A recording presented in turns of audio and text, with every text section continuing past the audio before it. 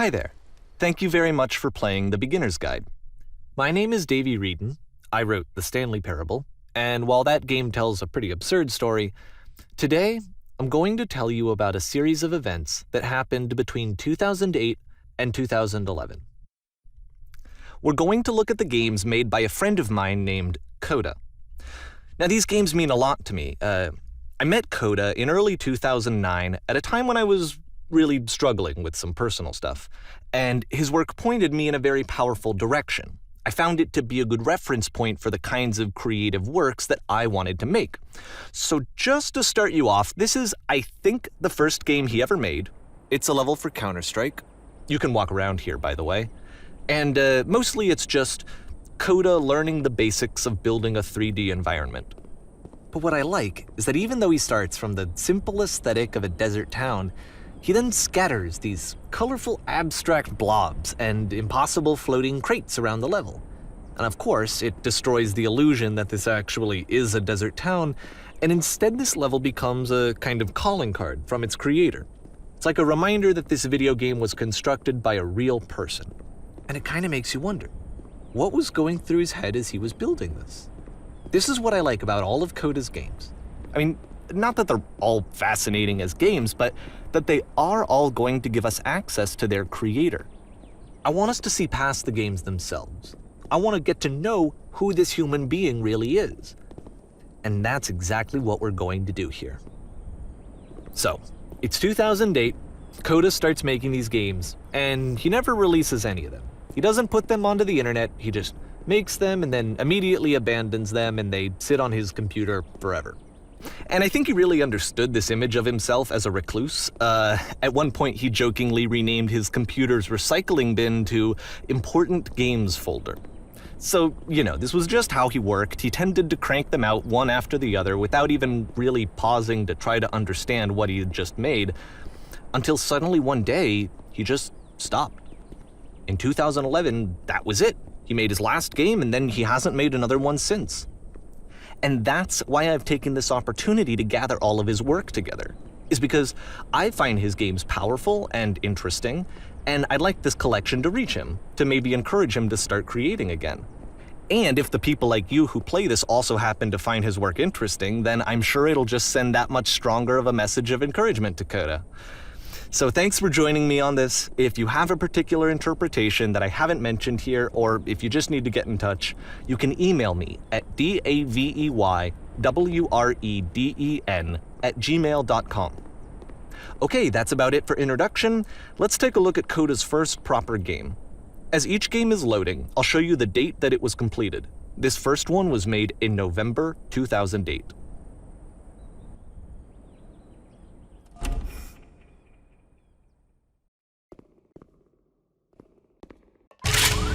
Warning. Whisper machine active. Shift to structure imminent. This game is called Escape from Whisper, and it's one of the more generic games you'll see from Coda.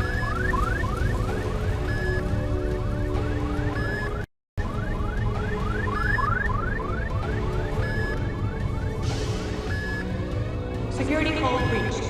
Hostile alien life form inbound. It kinda looks like this game was abandoned mid-development. For instance, you have this gun, which you'd think would indicate that there are supposed to be monsters or enemies somewhere, but then clearly there are no enemies anywhere. You can't even reload the gun when you run out of bullets. But ultimately we don't really know. Maybe Coda thought that actually it was complete the way that it is. And I think that we should talk about his games for what they are, rather than for what they're not. Enemy force neutralized. Begin ship evacuation. I love how you can see the bottom of the universe from this room.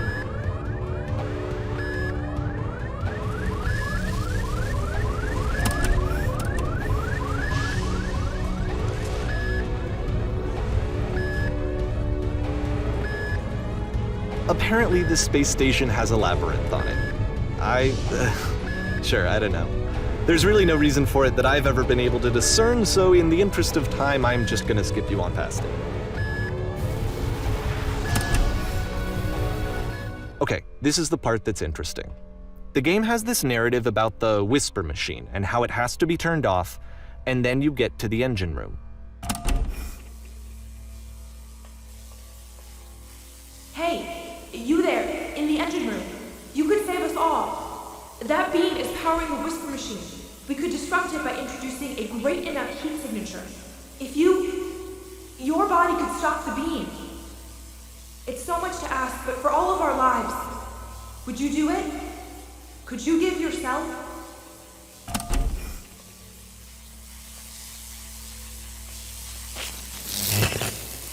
Let me pause here for a second. What you just experienced, stepping into the beam and then dying, is probably what Coda had initially intended when he was developing this level. But when he first compiles and plays it, something goes wrong. There's a bug somewhere. And this is what happens instead.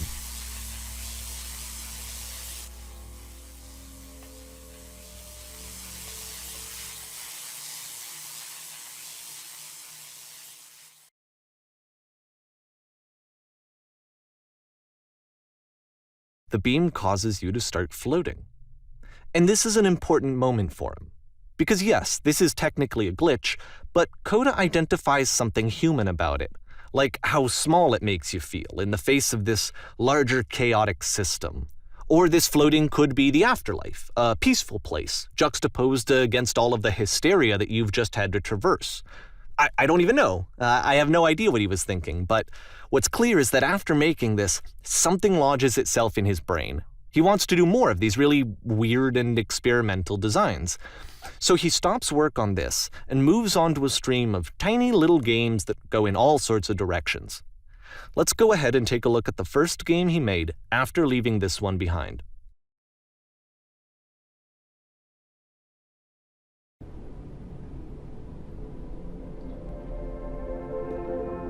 Yep, in this game you can only walk backwards.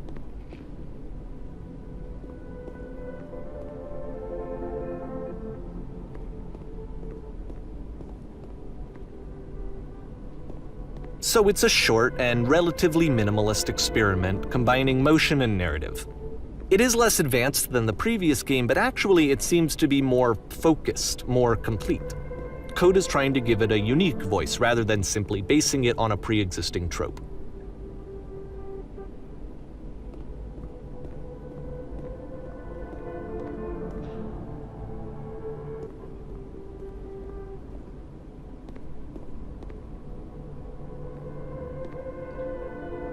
It's a short little thought, it says what it wants to say, and then it ends. Didn't need anything more than that. Which to me is why it works, because it gets out quick. Okay, next one.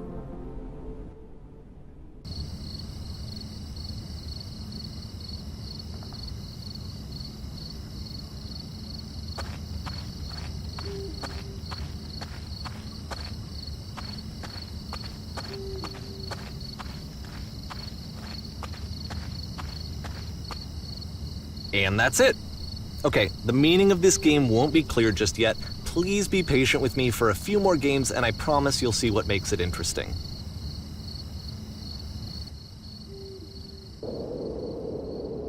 Oftentimes, Coda would put bizarre titles like this one at the start of his games.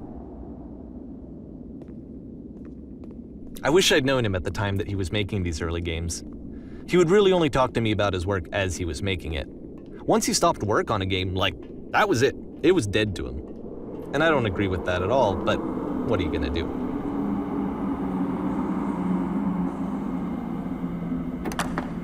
Once you've been slowed to an absolute crawl, the door at the top of the stairs opens. So why, if Coda's not showing these games to anyone, why bother opening the door at all? Well, to show you, I'm modifying the game here so that when you press enter, it'll bring you back up to full speed so you can enter the door for yourself.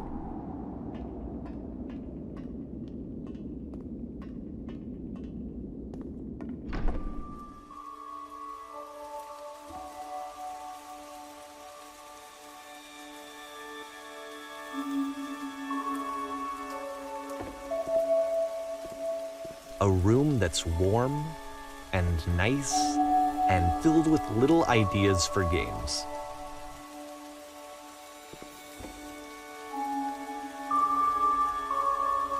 Coda would often tell me that he didn't mind if people thought of him as cold or distant. He said that he knew that he was actually a vibrant and compassionate person, but that it takes time to really see that. It can be a very slow climb to get there.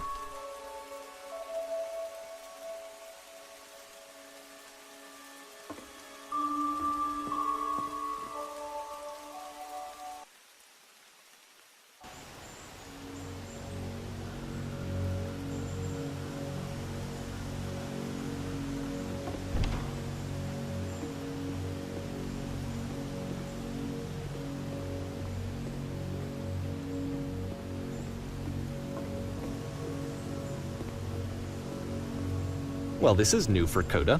It's an actual puzzle. Go ahead and see if you can solve it.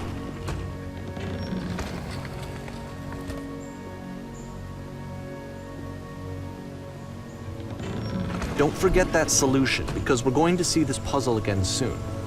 We're going to see it a lot.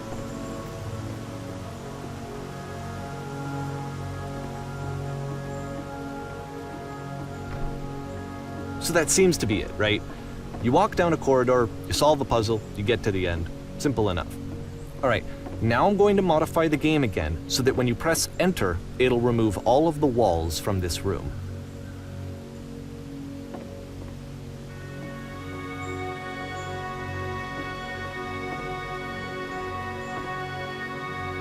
How about that? There was more to it than we had any way of knowing. I actually find it funny that this game comes after the Stairs game, since they essentially convey the opposite idea. So, in the Stairs game, a dull exterior concealed a rich interior. And then, in this level, a dull interior hides this fantastic outer world. Either way, I think that the point is the same, is that most of the time you don't get to know what you're missing, or even that you're missing anything. That's not your role as a player. So if your role here is not to understand, then what is it?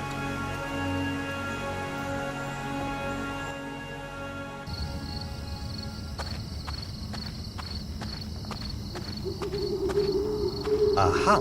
So, this, combined with the entering game from earlier, tells us that Coda believes his games are connected somehow. It could even be that the Stairs game and the puzzle game are literally connected in between this and the entering game. There's a bigger picture that all of his games are meant to play a role in, some larger meaning that we won't be able to grasp until we've seen all of them. And once we have, we can step back and start to understand what exactly that bigger picture is.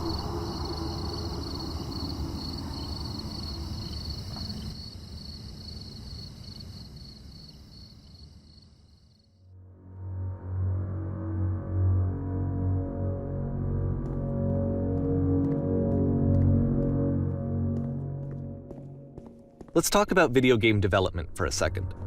Every video game runs on what's called an engine, which determines what the game can and cannot do. So in other words, the engine is a set of tools for game development. To make all of these games, Coda is using an engine called Source. Like all engines, Source has certain things that it does well, and it has certain things that it does poorly. One of the things that it does very well is boxy linear corridors. That's why so many of Coda's games are set in these large, flat, empty rooms, is just because he's working with what the engine does well.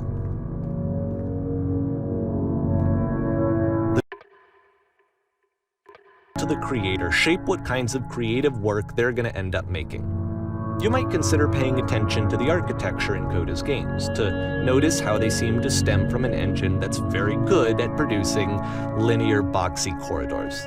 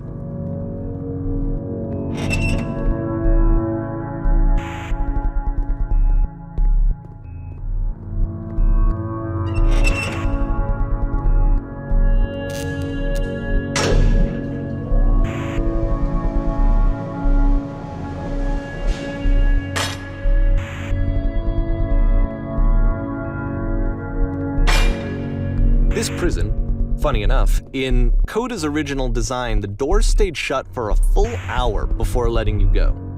If you don't mind, I think we're gonna skip that. This is something that he and I used to argue about a lot.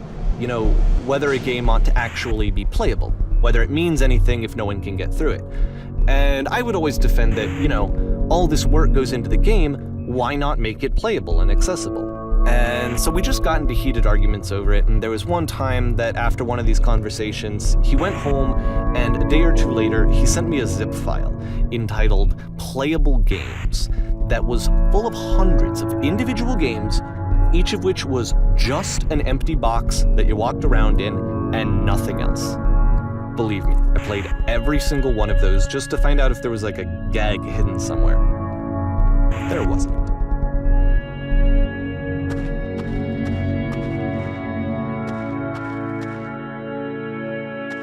It's the puzzle again, with the exact same solution as the last time.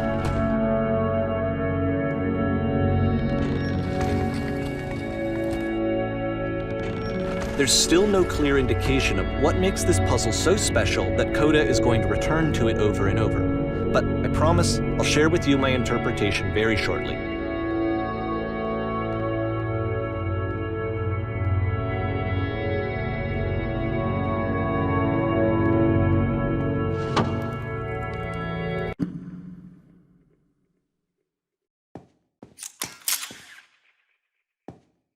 Here, Coda begins using a kind of dialogue system that he fashioned out of the engine's chat capabilities.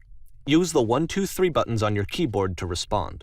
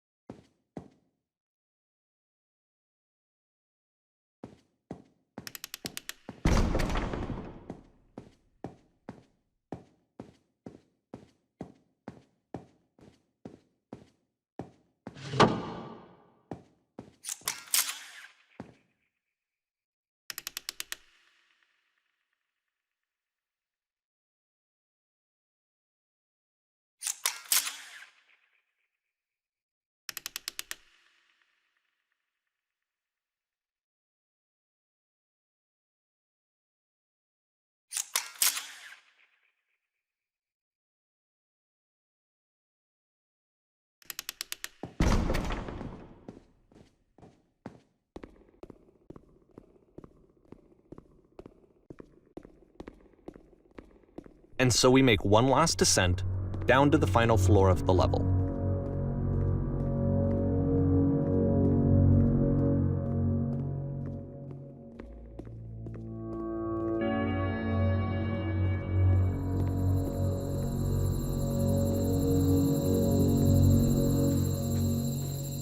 It's a lamppost. Okay, I can't tell you quite why, but for some reason Coda fixates on this lamppost. It's going to appear at the end of every single one of his games from here on out. I'll tell you what I think. I think that up to this point, you know, he's been making really strange and abstract games with no clear purpose, and maybe you can only float around in that headspace for so long. Because now he wants something to hold on to. He wants a reference point. He wants the work to be leading to something. He wants a destination, which is what this lamppost is. It's a destination. We're going to see it in the work as well. His games are just going to become a lot more cohesive, a lot more fully developed, with more of a clear idea behind them. And as we go, that idea will get clearer and clearer and clearer.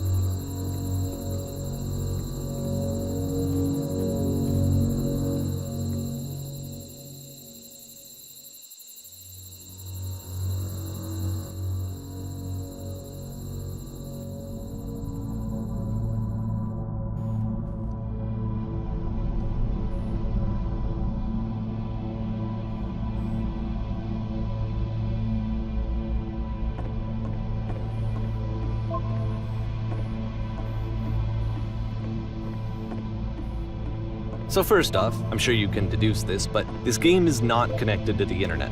All of the notes that you're gonna see have been written by Coda. This was actually the first game of his that I ever played. This was shortly after I met him at a weekend game jam in Sacramento, where I grew up. I saw him working on this very level, and it was just so different from anything that anyone else was doing. So right away I was like, I have to be friends with this person. In retrospect, I think I was probably a bit too pushy, trying to get his attention. I was over-enthusiastic. But he was very gracious about it and very patient with me. And I cooled off eventually. Oh, feel free to skip over any of these notes if they're not doing anything for you. Nothing extra is gonna happen if you read all of them. Either way, to me they convey a sense of loneliness. I see this person who's filled with thoughts and feelings and beliefs and has no way to express them except as scattered and unheard voices in a game that wasn't meant to be played.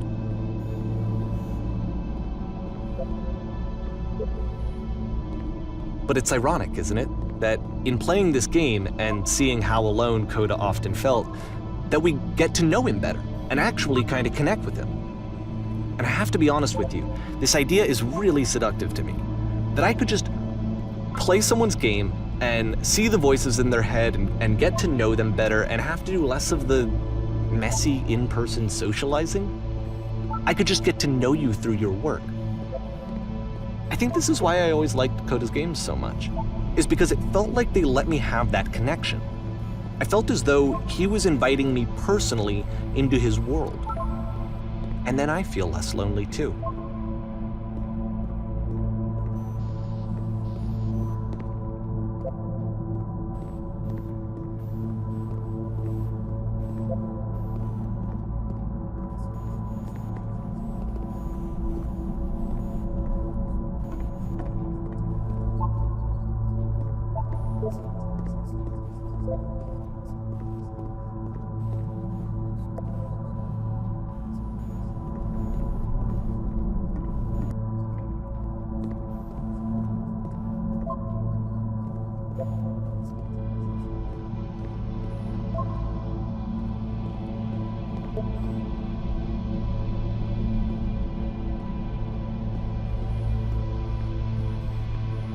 At the end of this level, we're going to see the puzzle again. And here, I'll tell you what I think the puzzle means. Each of these games represents an idea that was on Coda's mind at the time that he was making it. And the puzzle is a way of closing the door on a previous chapter of his life before moving on to the next one. In each of his games, after exploring a theme that, he might find difficult, Coda can then place this puzzle that he knows has a reliable solution. He understands exactly how it works, and so it gives him a simple mechanism for moving on.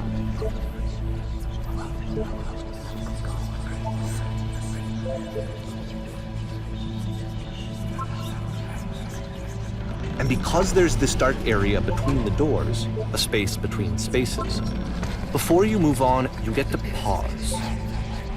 Just for a moment, a few seconds to reflect on and let go of the events that led you here, to step back and connect the pieces together, to grasp at that elusive bigger picture.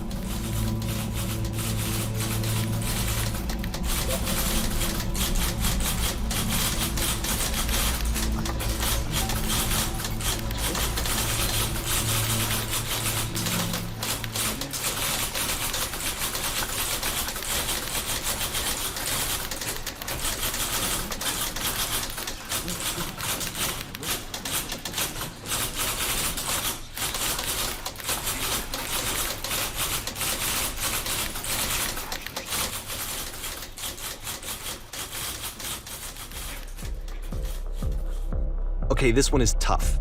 It's gonna kind of just spin its own wheels for a few minutes. Hang with it.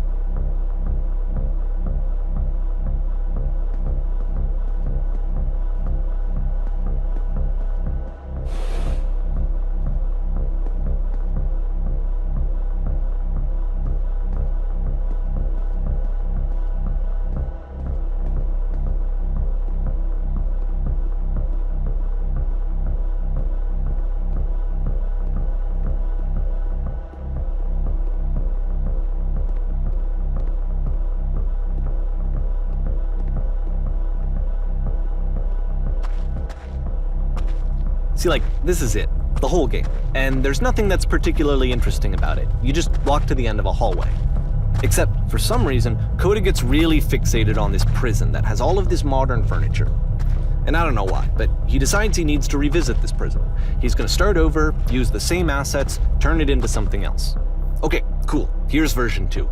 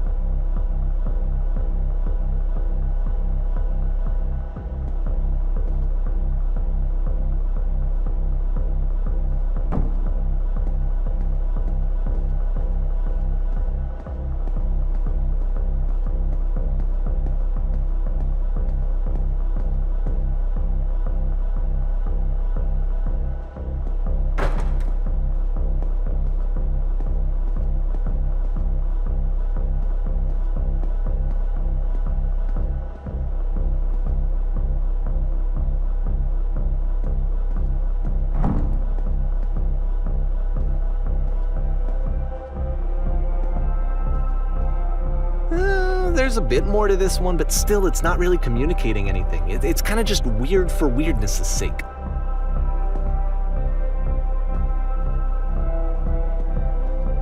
So okay, he throws it out and starts over. This time he comes at the prison idea from a different direction.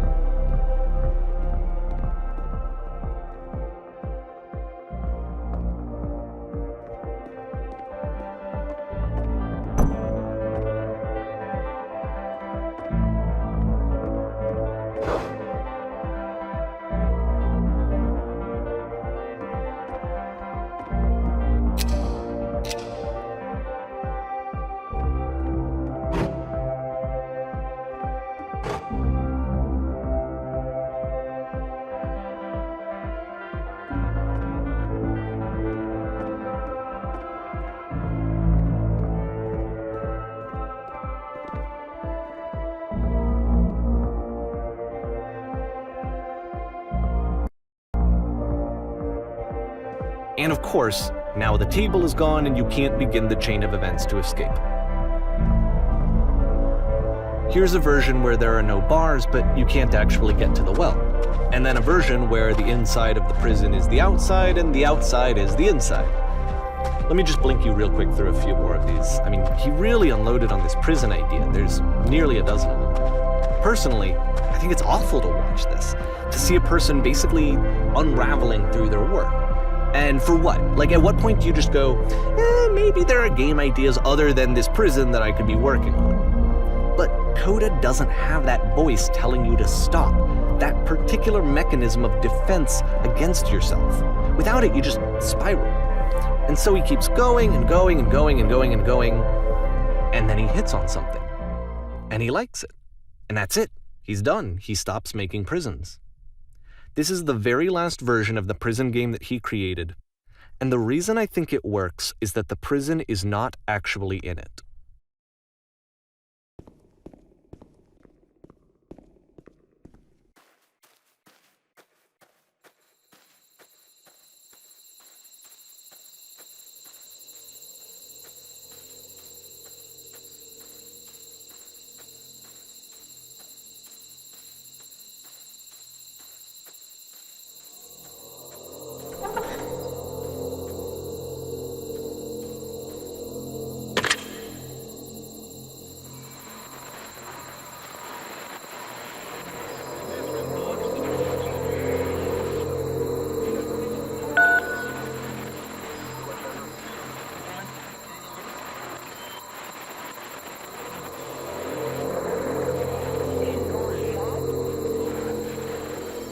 It's a conversation. And so this is what Coda wants, is to be able to talk to someone, to share what's on his mind, and to get some good advice from someone who knows. But the irony is that even in this scenario, you're still talking to yourself. You know, all of these games so far are Coda talking to himself.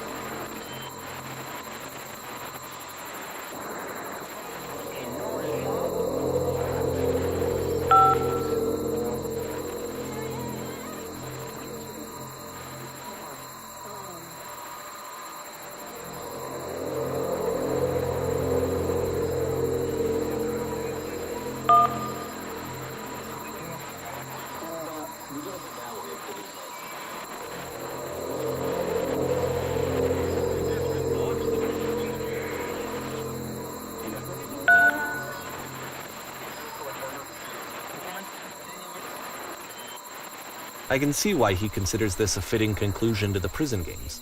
After all of the obsession and frustration, just to be told by someone you can trust that things are going to be okay. Wouldn't that be nice?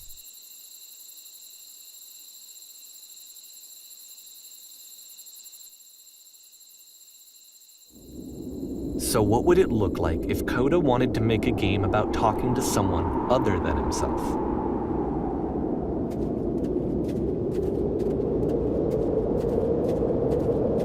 To me, this environment is meant to represent Coda's puzzle, with the two doors on either side and a dark transitional space between.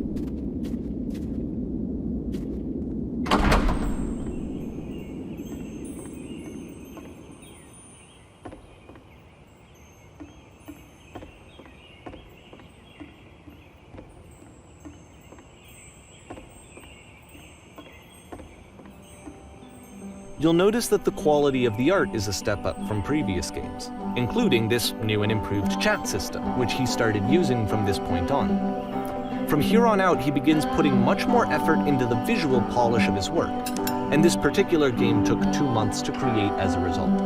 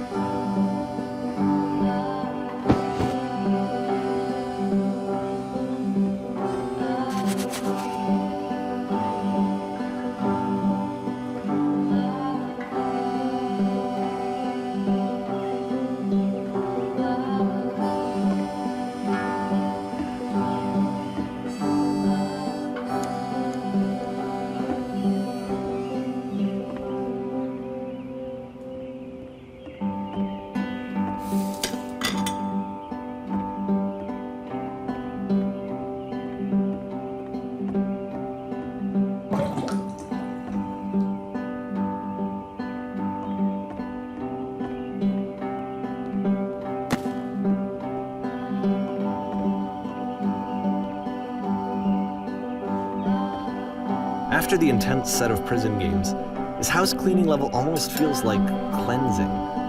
It's the moment after a particularly difficult or traumatic experience where you just need to let it sit and digest inside of you, and eventually cohere into something meaningful.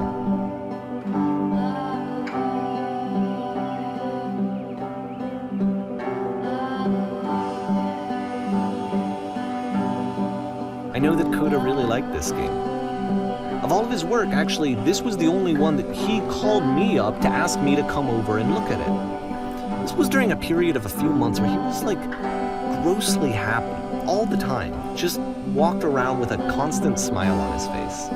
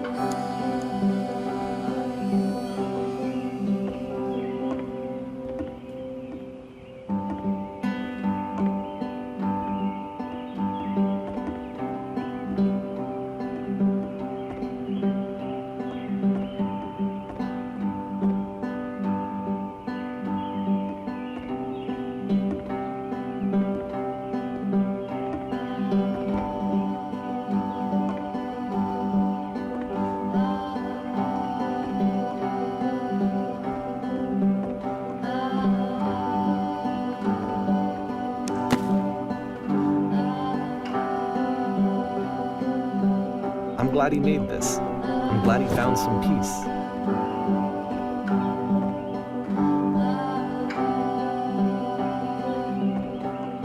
But, of course, it can't last. The music stops, your companion is gone, it's time to leave. The door at the top of the hill is now open as well. Again, you can't stay in the dark space for too long. You just can't. You have to keep moving. It's how you stay alive.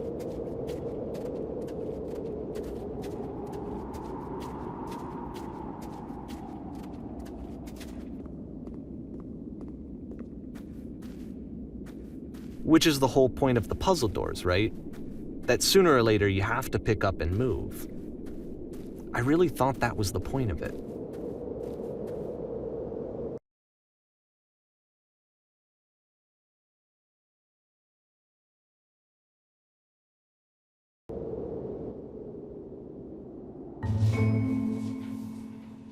This one gets a bit goofy.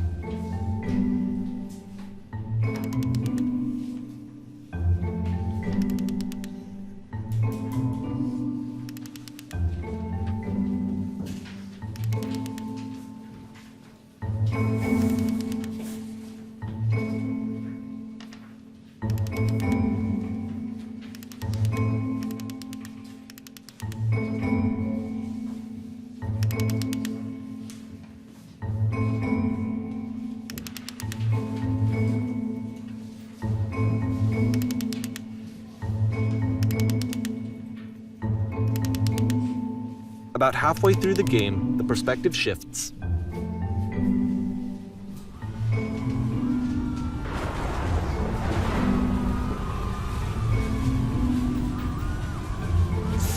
And you play as the teacher. And suddenly, you discover that your teacher is just as bigoted and afraid as you are. Oh, and also you can move around the classroom now.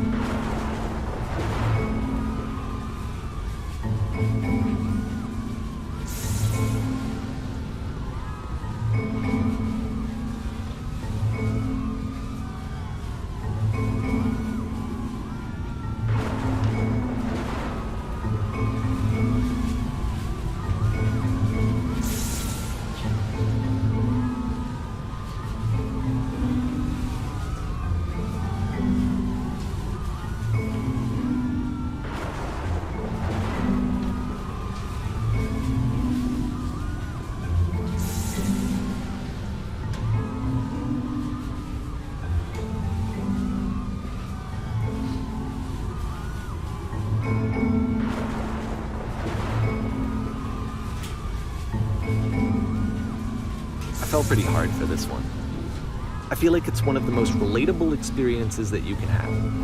To assume that some other person is perfect and totally fulfilled in every way, and completely miss all of the little flaws that make them painfully human.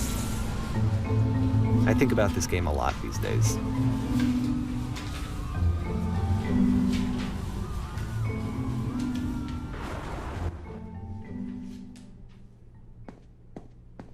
This one took a lot longer than all the others for Coda to make. It was 4 months between this and the last one.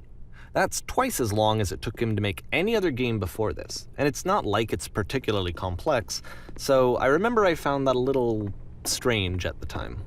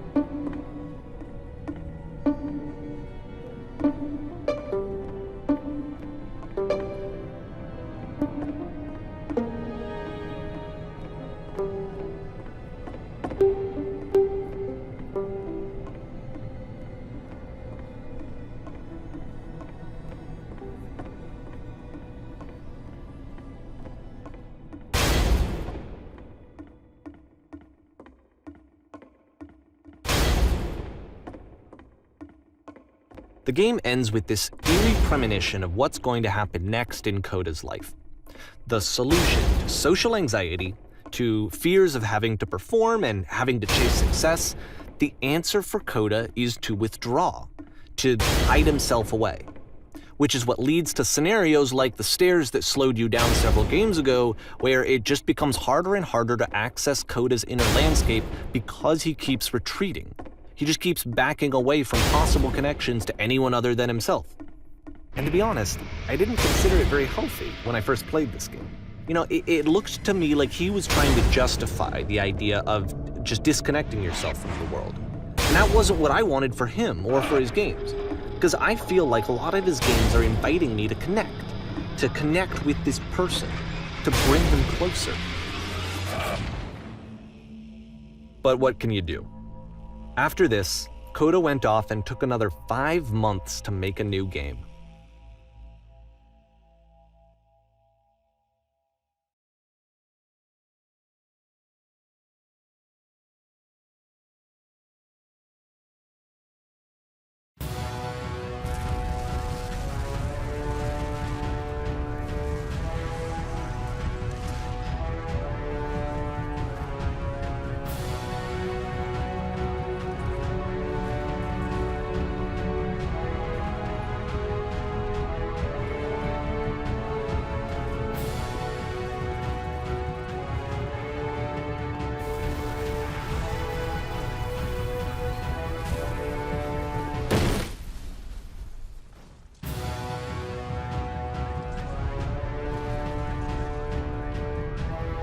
You should probably open your eyes if you haven't already. It's pretty much impossible to solve otherwise.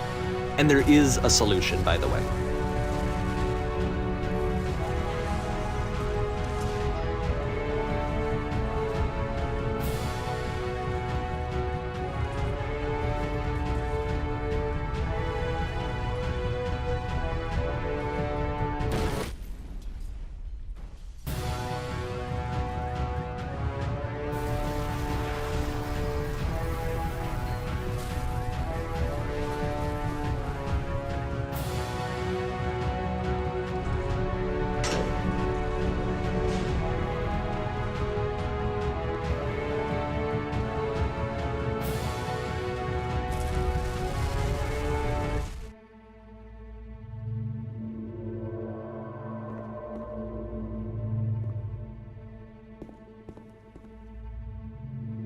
like I said, I was getting concerned. First off, he's never been this explicit in his work about exactly what he's thinking. So where's that coming from? But then even weirder, his work has potentially stopped being an outlet for him. Not like he's having trouble iterating on ideas, but he literally just can't think of new ideas anymore. And in person, he was being a lot more distant than usual. Like, you know how sometimes a person will just deflect anything that you say in order to keep themselves disconnected all the time? It was that kind of thing.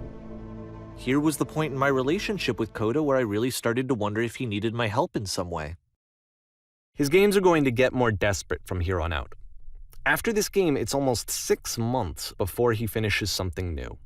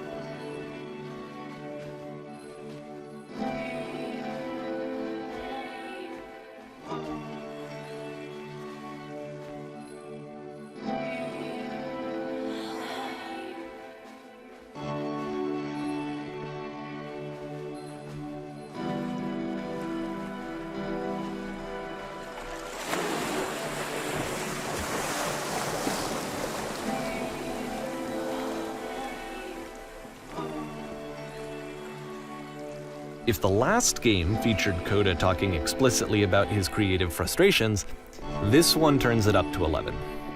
Now, put yourself in my shoes playing this. Here's a friend whose work is exhibiting signs of struggle, frustration, anxiety, depression even, and yet still he keeps making games. He keeps throwing himself into the grinder even when he clearly doesn't have the energy for it anymore. Why? What is it for? Because from my perspective at the time and just what I knew of him, this was a result of how isolated he was. He was in his own little bubble, just sitting at his computer all day, not really showing these games to anyone, not releasing them onto the internet, and so he didn't have anyone outside of himself to connect with. He had no outlet to ground himself on.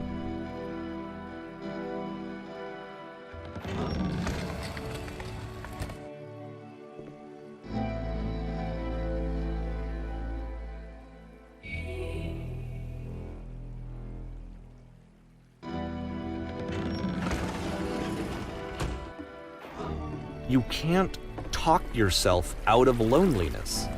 It doesn't work that way.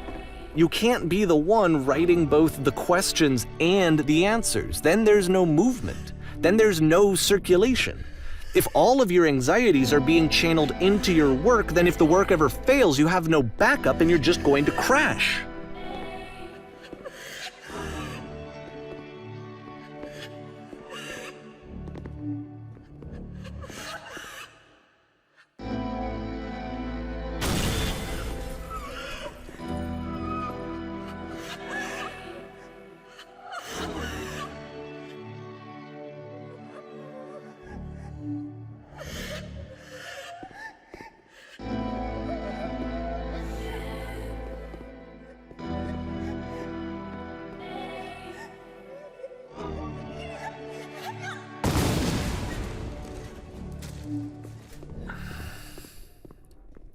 Seeing this game at the time that he made it, it looked really unhealthy to me.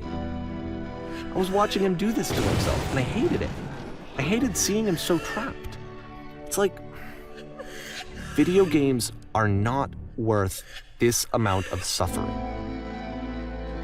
This is someone I really cared about, and I used to get so much joy out of seeing him create. For him to suddenly become angry and frustrated like this, it was the worst thing for me.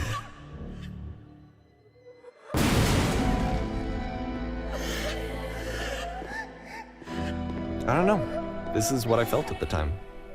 I don't know how else to explain it. I wanted it to stop more than anything. I had never felt so rotten. I needed more than I had ever needed anything for this to stop. But it didn't stop. After finishing this one, Coda takes another 7 months and comes up with a new game.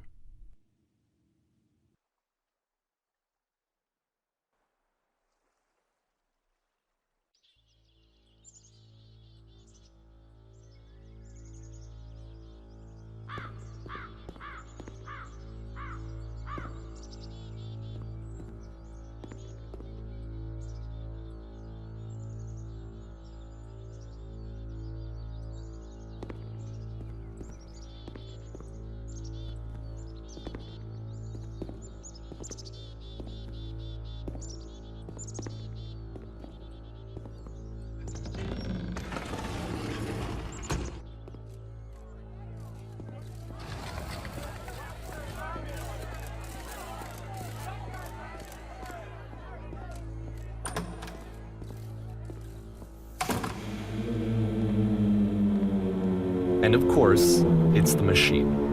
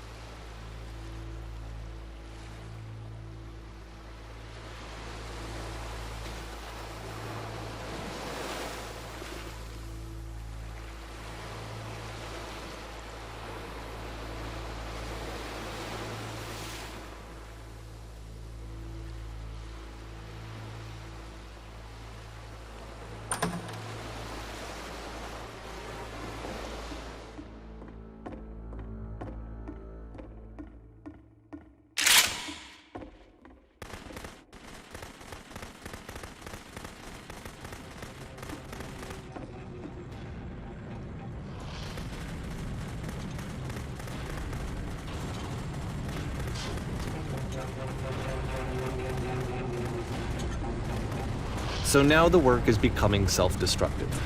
And I'll tell you, at the time that I first played this game, shortly after he made it, here's what I'm thinking to myself.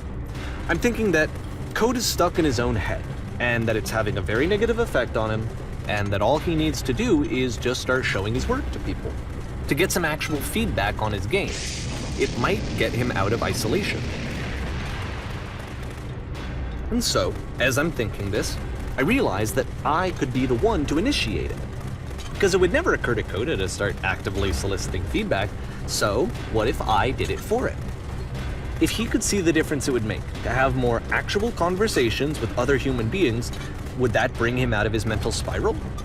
Would it give him confidence in himself? Would it bring meaning back into his work?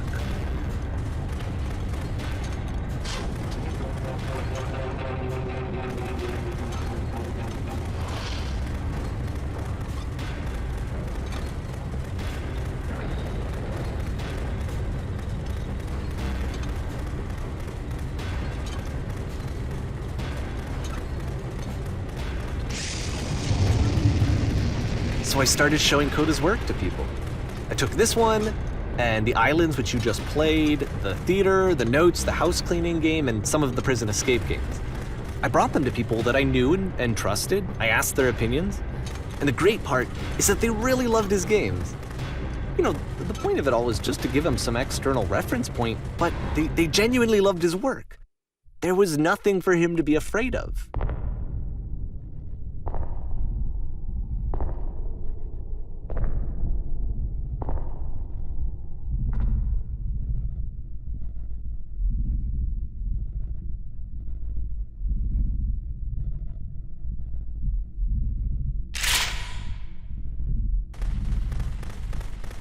Can you see why I felt like this was the right thing to do?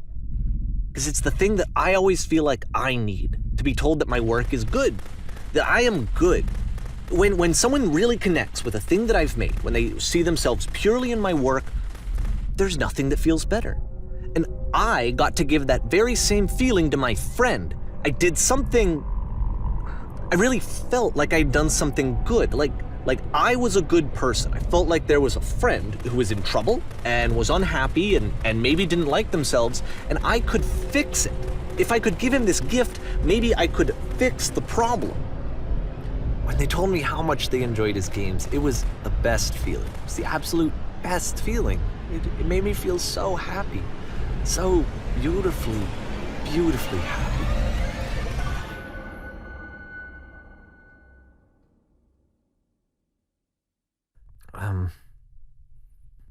So anyway, Coda finishes this game, and then really he just kind of takes off for a while. So this is June of 2011, and I didn't hear anything from him for several weeks, I guess. And so out of nowhere, one day I get an email, and it's got a private link to a new game of Coda's. This one is called The Tower, and to my knowledge, it's the last game that Coda ever made. So let's take a look.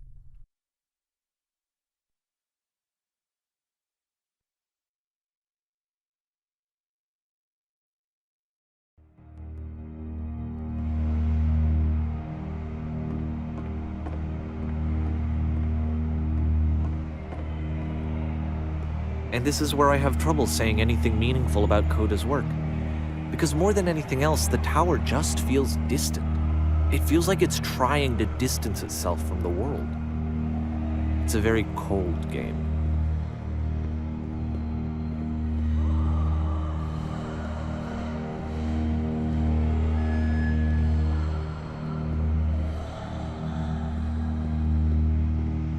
This room actually has a maze in it. Except that all the walls of the maze are invisible. And then every time you touch one of the walls, there's this awful flashing and noise, so the experience is really miserable. The game goes beyond not being meant to be played, it actually seems to despise the player for trying to play it at all. But I do want to show you the rest of the levels, so when you're ready to continue, press enter and I'll put a bridge over the maze.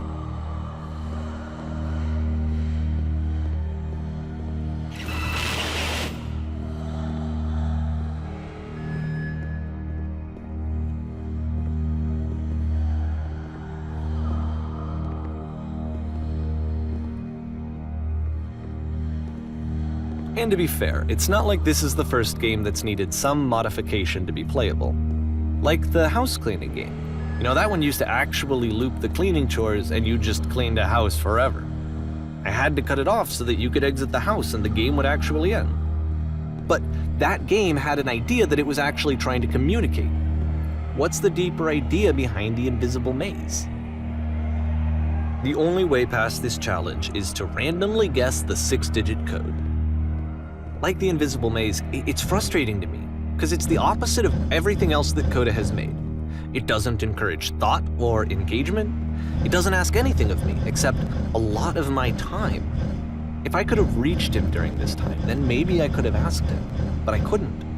I still don't really understand why this is here. I'll put the code on the ground for you here, though, so that we can move on.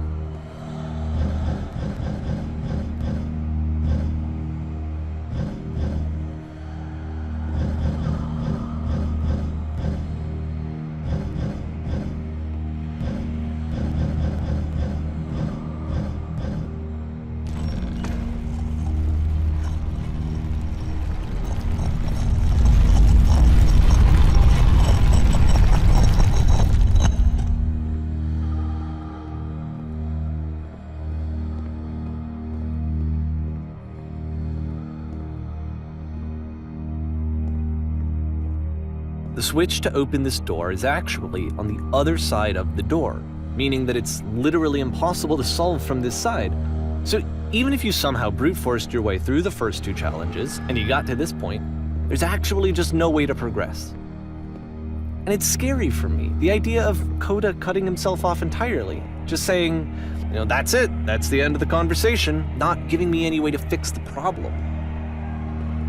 I feel like a failure, I guess, when I can't fix the problem. But I can open this door for you, so let me do that. Was I a failure for not understanding this game? I mean, I don't know why I would be. It's not like everything needs to have a solution, but I feel it somehow.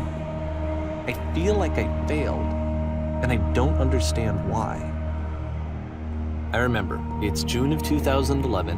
I'm playing this for the very first time, and as I'm playing, I'm thinking to myself, I don't know this person. I have no idea who this person is. It wasn't the guy I knew, it wasn't my friend. I had come to so many conclusions from looking at all of his work up to this point, and then suddenly none of them... I had been trying to, though. That was the thing. For years I was trying to get to know him, to understand who he actually was and what he stood for.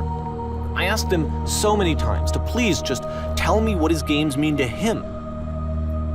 I asked him please to tell me what the 3 dots mean. And he wouldn't.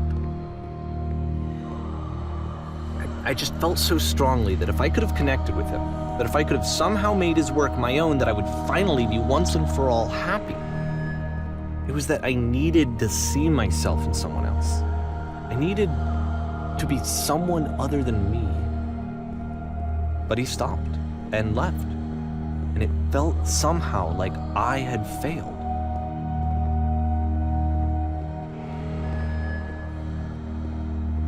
Where did I screw up?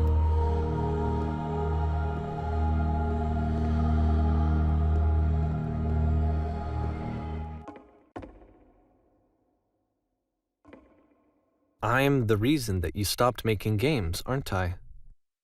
It's because of what I did. I poisoned it for you.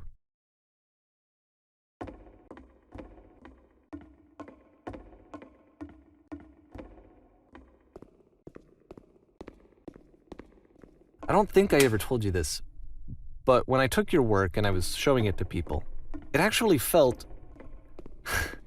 It felt as though I were responsible for something important and valuable. And the people who played them, they treated me like I was important. They really listened and cared about what I had to say. Even though I was showing your work, I felt good about myself. Finally, for a moment, while I had that, I liked myself.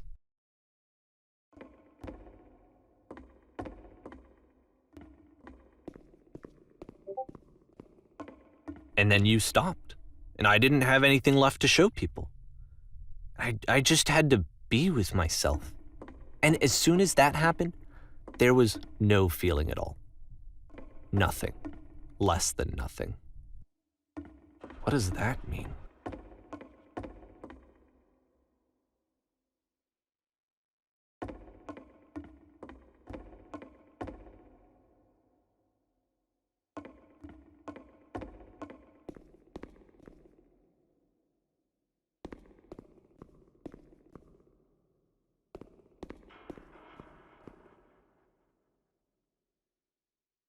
I'm afraid that I did something really stupid because I don't like myself.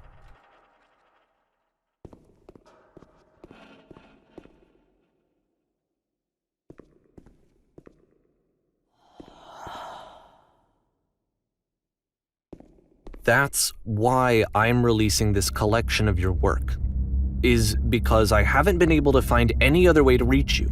I've tried everything. And so a part of me has hope that if I put this compilation out into the world, and if I put my name on it, that maybe enough people will play it so that it'll find its way to you, so that I can tell you that I'm sorry. I know I screwed up. If I apologize to you truly and deeply, will you start making games again? Please, I need to feel okay with myself again, and I always felt okay as long as I had your work to see myself in. I mean, is something wrong with me? Because I know that I did an awful thing, and I'm doing it again right now. Like, I'm showing people your work, but I can't stop myself from doing it. That's how badly I need to feel something again, like I'm an addict. There has to be something wrong with me. Can I apologize? What if I tell you I was wrong? Will that work? Will that fix it? I don't know. I don't think it will, but there's nothing else that I can do. Just tell me what you want. I'm sorry. I'm sorry. Please, start making games again. Please help me. Please give me some of whatever it is that makes you complete. I want whatever that wholeness is that you just summoned out of nothing and you put into your work. You were complete in some way that I never was. And I want to know how to be a good person. I want to know how not to hate myself. Please. I'm fading, and all I want is to know that I'm going to be okay.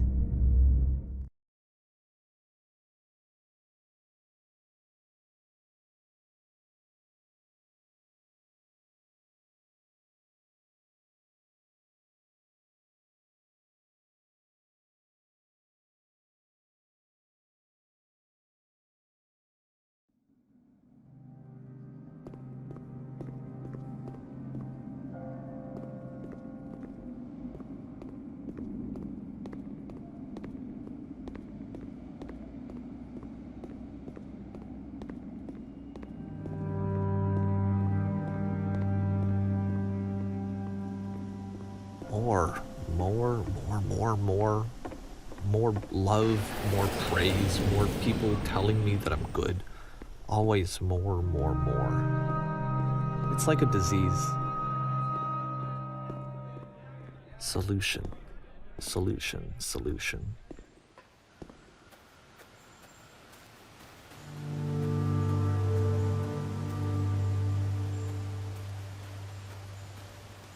I guess if someone had told me ahead of time that he just really enjoyed making prison games, maybe I wouldn't have thought he was so desperate.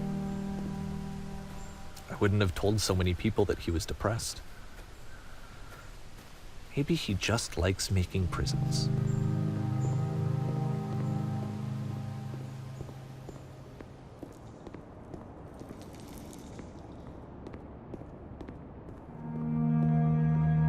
Even now, the disease is telling me to stop.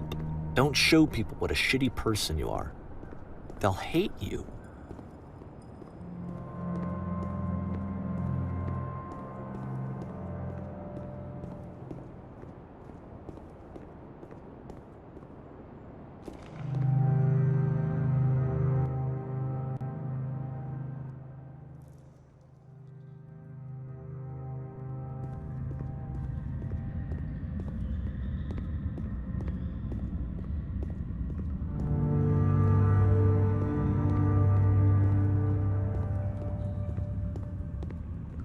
If I knew that my life depended on finding something to be driven by other than validation, what would that even be?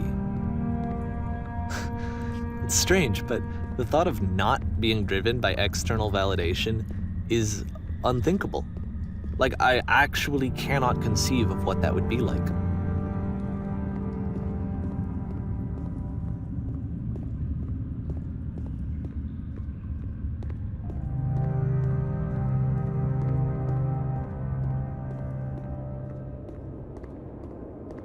What now?